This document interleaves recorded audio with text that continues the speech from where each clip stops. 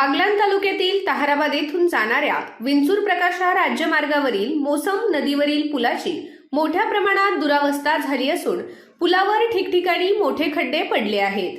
त्यामुळे वाहनधारकांना जीव धोक्यात घालून प्रवास करावा लागत असून आतापर्यंत अनेक लहान मोठे अपघात घडून नागरिक जखमी झाले आहेत।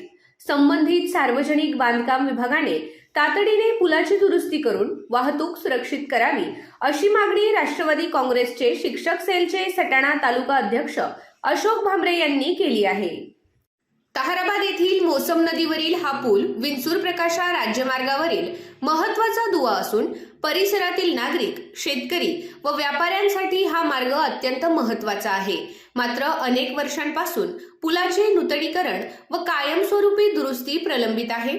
संबंधित विभागाकडून केवळ तात्पुरती मलमपट्टी केली जात असल्याने काही दिवसातच पुन्हा खड्डे निर्माण होतात आणि वाहनधारकांना मोठ्या प्रमाणात गैरसोयीचा सामना करावा लागतो। सध्या परिसरात सुरू असलेल्या अतिवृष्टीमुळे पुलावरील खड्ड्यांमध्ये पाणी साचत असल्याने वाहन चालकांना खड्ड्यांचा अंदाज येत नाही। परिणामी दुचाकींसह चारचाकी वाहनांचे अपघात वाढले असून अनेक नागरिक जखमी झाले आहेत। त्यामुळे या पुलाची तातडीने दुरुस्ती करून वाहतूक सुरळीत व सुरक्षित करावी अशी जोरदार मागणी नागरिकांनी केली आहे।